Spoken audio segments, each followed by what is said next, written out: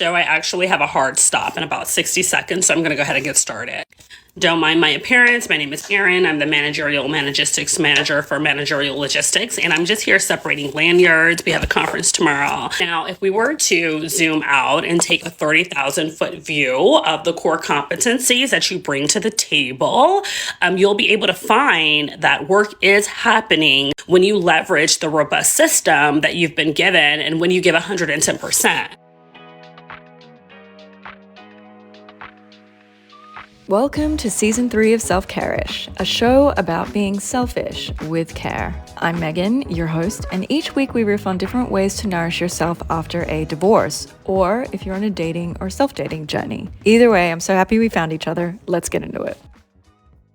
Welcome back to another episode of Self-Care-ish, also known as the podcast where we look at the massive, crumpled, fitted sheet that is our life and attempt to fold it up neatly. And we don't always get it right every time, but you know what? It is all about the effort when it comes to fitted sheets. So really fun episode today. And speaking of not getting it right every single time, in this week's episode, I actually loop back to something we talked about in Season 2 on the episode called Your Workplace Might Be the Toxic Relationship in Your Life, which is something I did coming off the back of trialing going back into a very corporate office after freelancing for a decade. And the whole episode is really just about the learnings I got from that very brief experience, especially during the moments where I was on the phone to my sister after leaving the office one day, and she had to talk me off the ledge because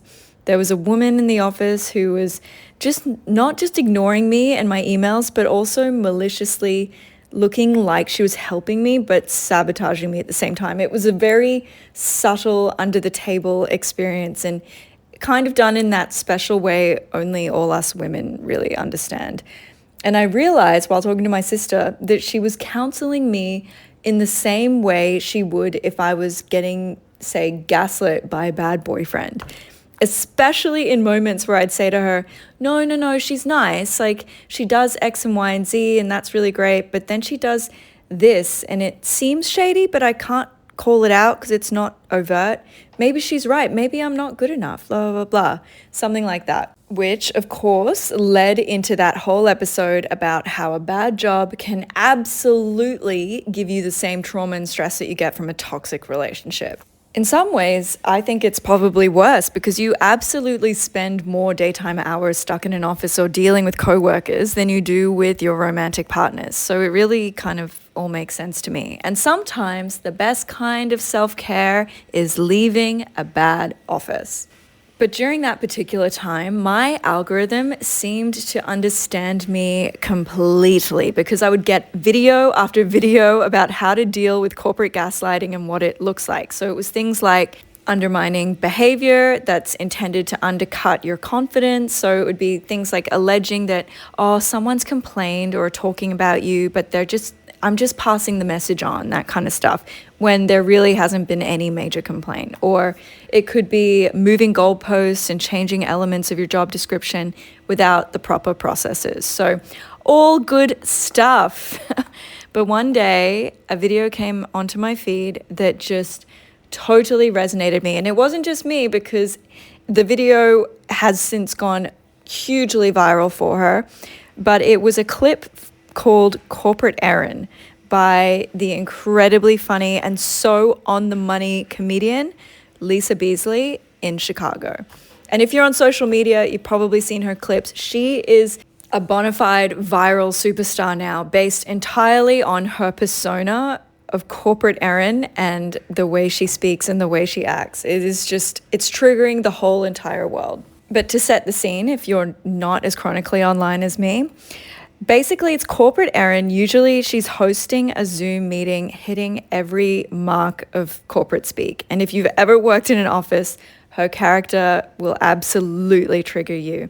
And it's so good, right down to talking nonstop nonsense in corporate speak for really long stretches of time, or ending each sentence like a question, even if it's not.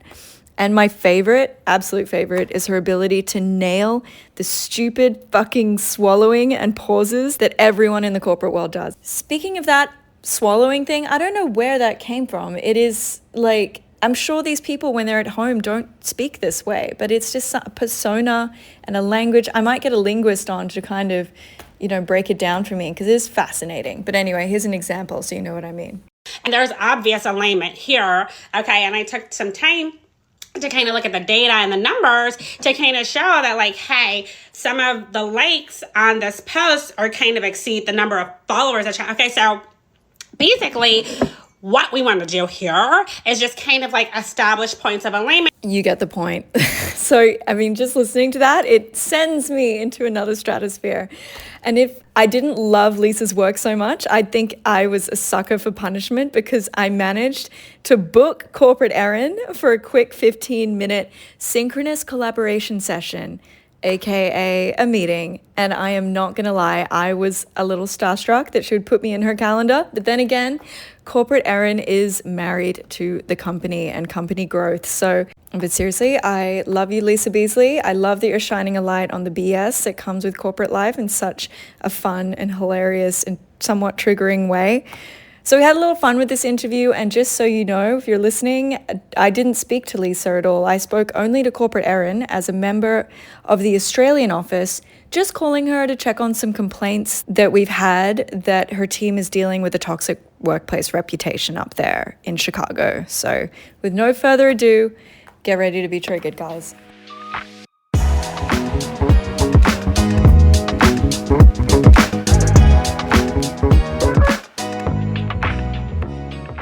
Erin, hi. It's Megan from the Australian office. Before we get into it, just how are you doing right now? Well, I'm doing well. Very nice to kind of tap in with our global partners. So it's really nice to kind of see y'all. Thank you for having your camera on. Very happy to kind of follow up with you. I'm doing well. Got a lot of things going on here.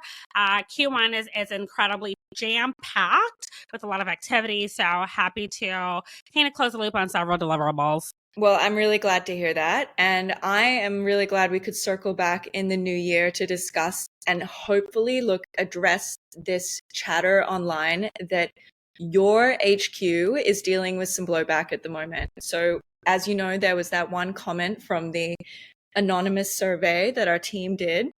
And the commenter said that the office was toxic, like a bad relationship. And I wanted to jump on and just do a deep dive into what are some of the things happening over there that you think might be driving this narrative. Yeah, because surely that narrative is not driving the business forward, okay? So first, I just want to make sure I'm coming through okay. You can see me and hear me fine, okay? Because I'm going to get into some pivotal, critical information here, okay? So we have to first kind of look at what makes up a bad relationship, okay? We have to kind of have the shared understanding of what that is, and without coming together and kind of establishing what those ground rules are, we can't say that we kind of understand what a bad relationship even is, okay? So I kind of cannot even evaluate the comment with, a really good, kind of 30,000 foot view at a high level. I would love to look at it from there, but we haven't defined what a bad relationship is. Okay. So there's kind of some issues there. Okay. Because some bad relationships for some people may be good. So you see how that kind of calls into question the entire comment. So now when I address the toxic situation, it kind of goes back to how it relates to the bad relationship.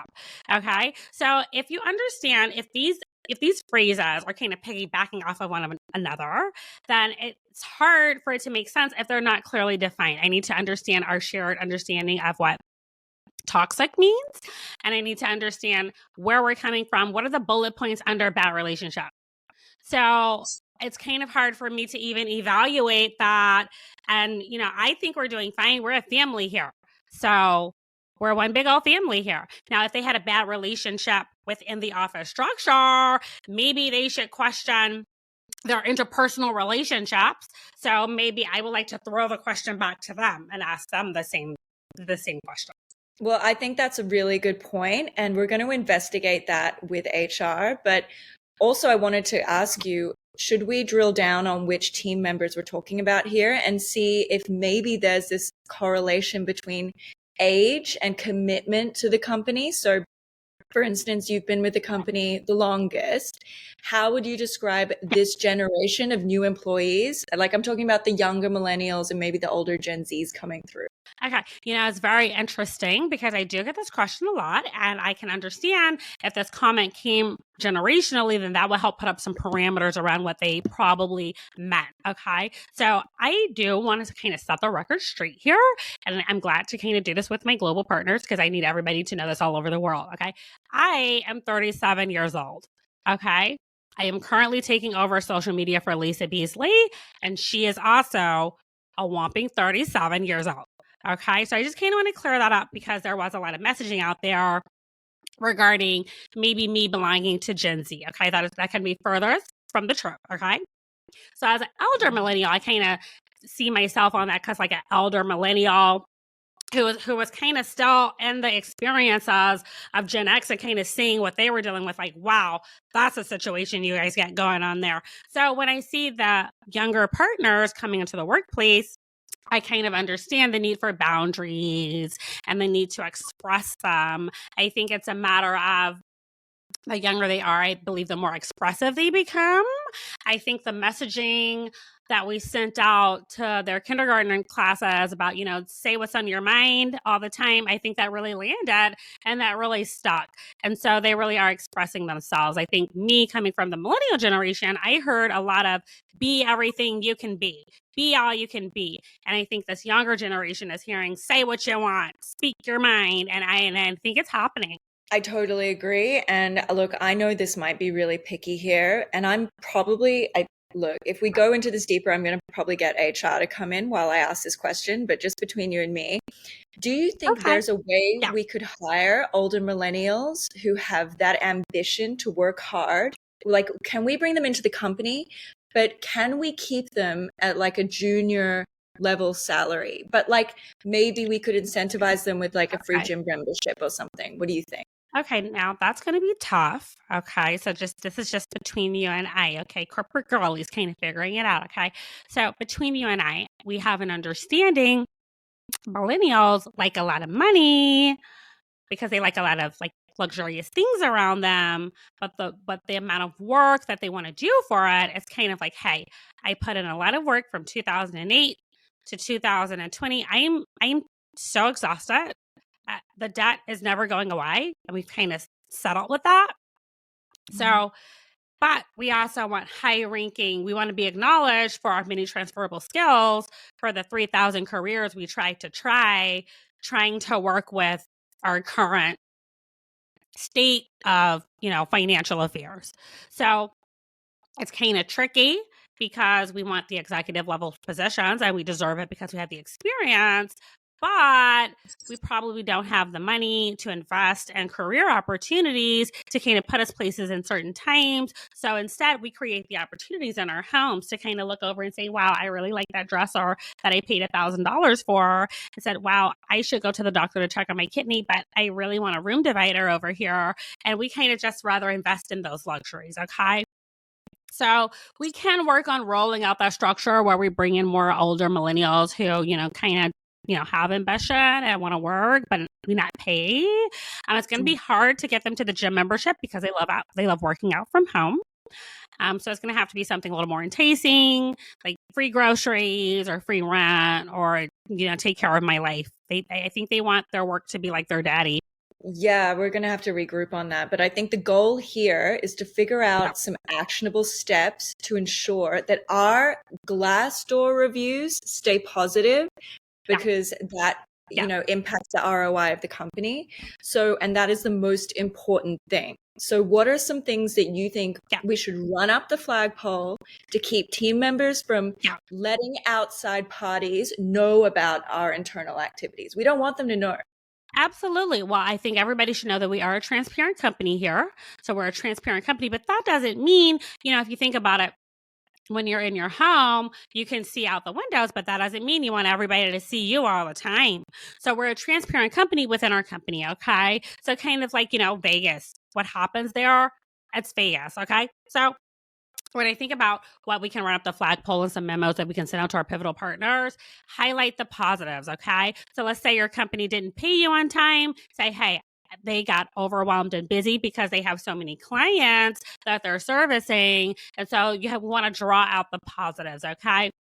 So let's say your team is impossible to work with. Say, hey, instead of saying this team here was impossible to work with, say, hey, I realize that I'm special and I have something special to offer companies. I'm going to branch out on my own, and this company taught me that. So you got to just kind of find the positives, because that's really what we're working with. I believe that people who post reviews on Glassdoor are not telling the truth. They're just negative people. Completely. Yeah. And you know what, if we're going to find a way to like weed out those people, because there's got to be repercussions. Yeah. Absolutely.